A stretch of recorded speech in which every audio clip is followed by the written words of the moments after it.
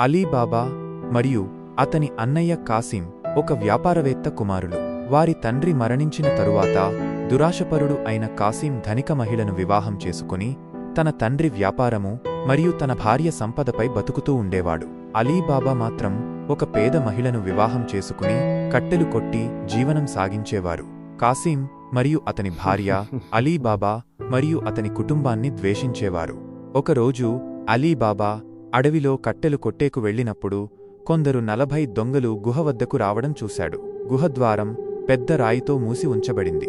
దొంగల నాయకుడు ఓపెన్ సేస్మీ అనే మంత్రం పలికేసరికి అది తెరుచుకుంటుంది మరియు క్లోజ్ సేస్మీ అనే పదాలతో తిరిగి మూసుకుపోయింది. దొంగలు వెళ్లిపోయిన తరువాత అలీబాబా గుహలోకి ప్రవేశించి అక్కడి అపారమైన ధనాన్ని చూస్తాడు. కాని అతను మితంగా వ్యవహరించి కేవలం ఒక సంచిలో నిండేంత బంగారు నాణేలను మాత్రమే తీసుకెళ్తాడు. అలీబాబా మరియు అతని భార్య కొత్తగా లభించిన సంపదను తూకం వేయడానికి తన అక్కగారి త్రాసును అప్పుగా తీసుకుంటారు. అయితే కాసిం భార్య వాళ్లకి తెలియకుండా త్రాసులో మైనపు ముద్ద పెట్టి అలీబాబా ఏ వస్తువును కొలుస్తున్నాడో తెలుసుకునేందుకు ప్రయత్నిస్తుంది. అలీబాబా మరియు అతని భార్య బంగారు నాణేలను కొలిచిన తరువాత అలీబాబా భార్య ఆ త్రాసున్ని కాసిం భార్యకు తిరిగిచ్చింది. ఆమె త్రాసుకు అంటుకున్న ఒక బంగారు నాణెం చూసింది. వెంటనే ఆమె ఈ విషయం తన భర్తకు చెబుతుంది. అలీబాబాపై ఒత్తిడి తేవడంతో అతను గుహ రహస్యాన్ని కాసింకు చెప్పక తప్పలేదు. కాసిం ఎక్కువ ధనాన్ని తీసుకెళ్లేందుకు ఒక గాడిదను తీసుకుని గుహకు వెళతాడు. మంత్రాన్ని పలికి లోపలికి వెళ్లి అపారమైన సంపదను చూస్తూ తిరిగి గుహ బయటకు రావడానికి చెప్పవలసిన మంత్రాలను మరిచిపోతాడు. ఫలితంగా అతను అక్కడే చిక్కుకుపోతాడు. ఆ తరువాత వచ్చిన దొంగలు అతన్ని పట్టుకుని అతని శరీరాన్ని కోసి గుహద్వారంలో ఉంచి వెళ్ళిపోతాడు. కాసిం తిరిగి రాకపోవడంతో అలీబాబా అతన్ని వెతికేందుకు గుహలోకి వెళ్తాడు.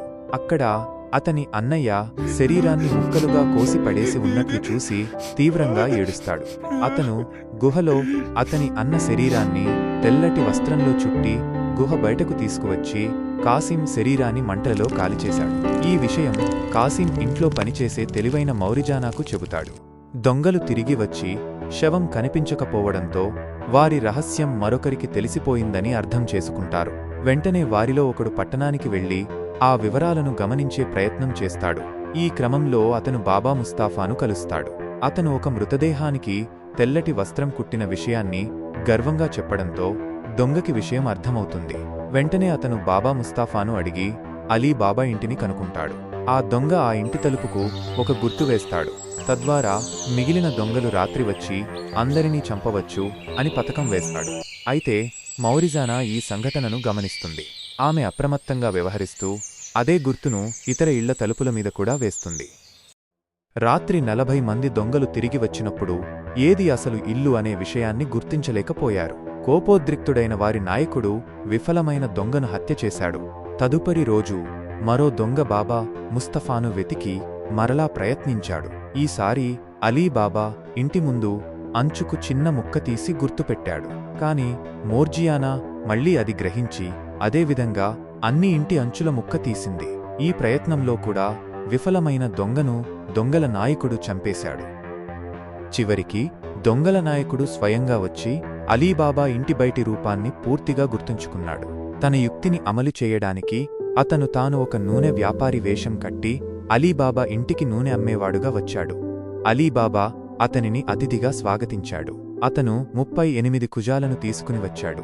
అందులో ఒక కుజా నూనెతో నింపబడింది. మిగిలిన 37 కుజాల్లో దొంగలు దాక్కున్నారు. రాత్రి అలీబాబా నిద్రపోయిన తరువాత దొంగలు అతన్ని చంపాలని యోచించారు. కాని మోర్జియానా మరోసారి ఈ యుక్తిని కనిపెట్టి తిప్పికొట్టింది. ఆమె దీపానికి నూనె అవసరం కావడంతో నూనె కోసం కుజాల దగ్గరకు వెళ్ళింది. ఆమె రాబోతున్న శబ్దం విని దొంగలు తమ నాయకుడు వచ్చాడని పొరబడి కుజాలలో నుండి మాట్లాడటం మొదలెట్టారు. అప్పుడు మోర్జియానా అన్నీ గ్రహించి వేడి నూనె కుజాలలో పోసి 37 మంది దొంగలను హతమార్చింది. ఉదయం దొంగల నాయకుడు తన మనుషులను రప్పించేందుకు వచ్చినప్పుడు వాళ్లు అంతా మృతులని తెలుసుకుని పారిపోయాడు.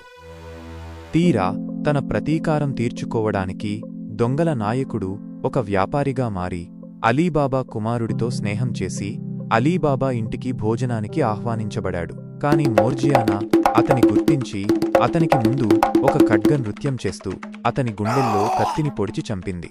అలీబాబాకు తను చంపింది దొంగను అన్న విషయాన్ని వివరించింది. తనను చంపేందుకు వచ్చిన విషయాన్ని తెలుసుకుని మోర్జియానాకు కృతజ్ఞతలు తెలిపాడు.